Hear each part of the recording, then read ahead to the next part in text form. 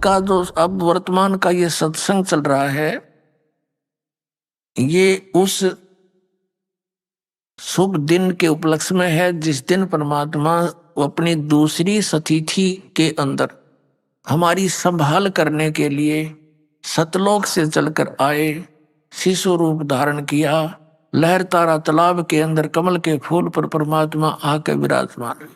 ये परमात्मा सत्य पुरुष ये चारों युगों में आते हैं।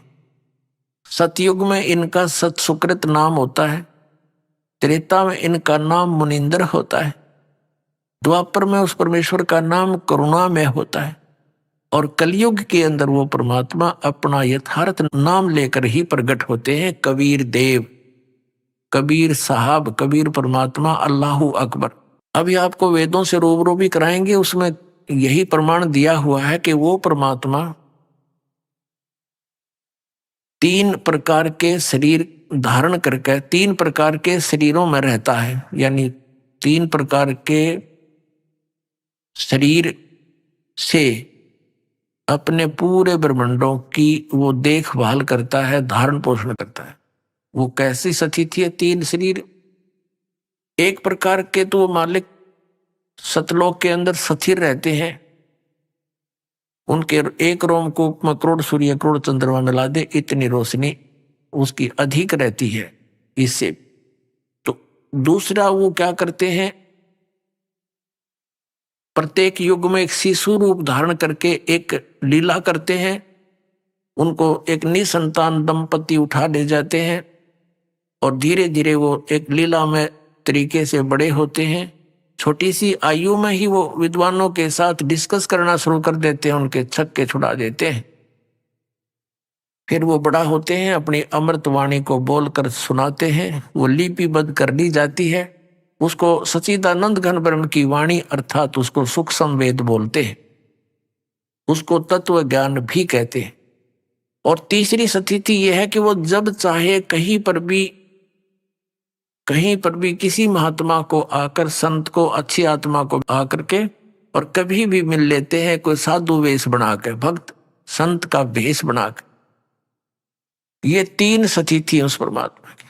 तो ये द्वितीय स्थिति यानी शिशु रूप धारण करके आते हैं। तो ये नीरू नीमा कौन थे? ये द्वापर के अंदर एक सुदर्शन भक्त हुआ है वाल्मीकि जाति में, और वो परमात्मा जब कबीर साहब करुणामय नाम से आए हुए थे, वो उनका पक्का भगत था और जिसने पांडवों की यज्ञ को संपूर्ण किया था। उस परमात्मा के इस सत भक्ति मंत्र से जो आपको प्राप्त हो रहा है। अब सुदर्शन जी ने भगवान से कहा कि प्रभु मेरे माता पिता आपके ज्ञान को स्वीकार नहीं कर रहे हैं और ये बिल्कुल नहीं मानते हैं, इनको समझाने की चेष्टा को करो। परमात्मा ने बहुत बार कहा लेकिन उन्होंने एक नहीं सुनी कि तू कहाँ से ले आया? विष्णु जी से ऊपर ब्रह्मा विष्णु महेश से ऊपर भगवान कहाँ आ गया तेरा? हम नहीं मानते। उनकी मृत्यु होगी। सुदर्शन जी जो थे, सुदर्शन वाल्मीकि, वो बड़े चिंतित थे। प्रभु ने कहा बेटा आप किस बात की चिंता किए हुए हो? ये तो सबने आना और जाना है, जो सत भक्ति नहीं करेंगे उनकी ऐसी ये चक्कर बना ही रहेगा। तूने सुदर्शन जी ने कहा कि परमात्मा अब तो अंतर्यामी है, इस मरने और जीने की चिंता दास को नहीं है। मुझे चिंता ये सता रही है कि मेरे माता पिता कितनी अच्छी आत्मा के थे और आपके ज्ञान को ना स्वीकार करके अब उनकी के दुर्गति होगी। मैं चिंतित हूं, मरना तो कोई बात नहीं। और तब परमात्मा ने कहा भी, एक दिन भगवान ने कहा कि सुदर्शन चल तुझे सतलोक ले चलो। कहने लगा ले चलो मालिक, हम तैयार बैठा आपका दास। फिर परमेश्वर ने कहा कि कोई तेरी यहां इच्छा तो नहीं है किसी यहां संसार की किसी वस्तु में? तब उसने कहा परमात्मा और मेरी कोई इच्छा नहीं।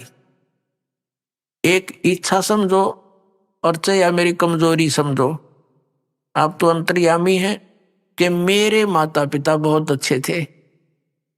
ये प्रभु उन्होंने भक्ति नहीं करी। अब वो कितना कष्ट उठा रहे होंगे।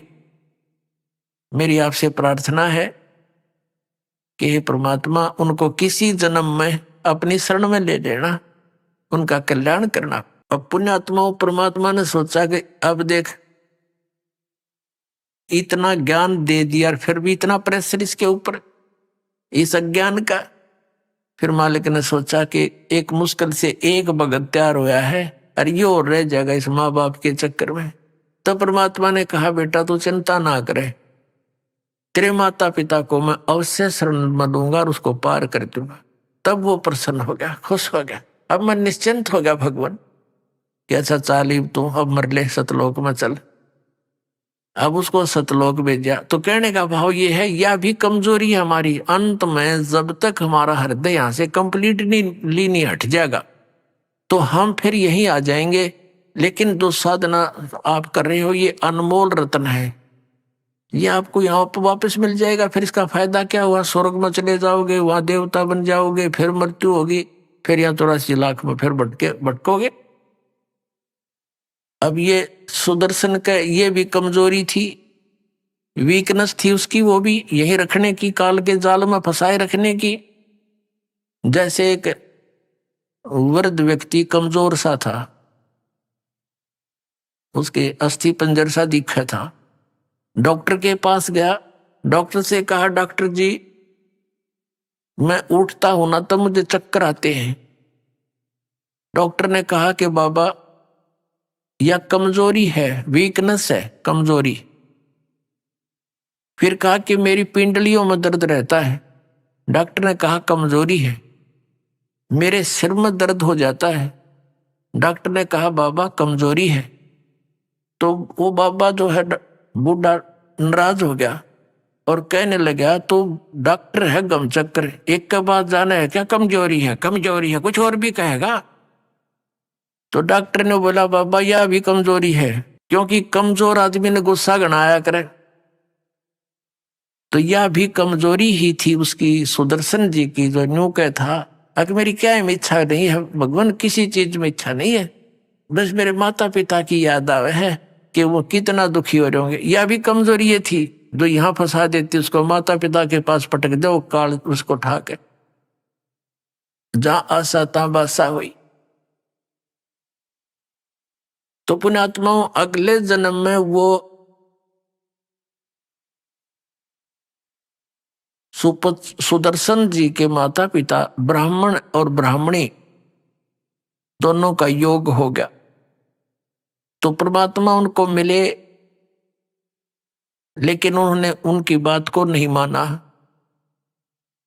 3-4 वर्ष के होके अंतर ध्यान हो गए, वापस फिर नहीं आए। जब परमात्मा ने कहा था तुम नाम ले लो, 3 वर्ष का बालक थे, और उस सुदर्शन की माता पिता वाली आत्मा से कहा कि तुम उपदेश ले लो, और वो नो के हम ये हमारे पास रहे और हमने नो का नाम ले लो, मन गुरु बना लो।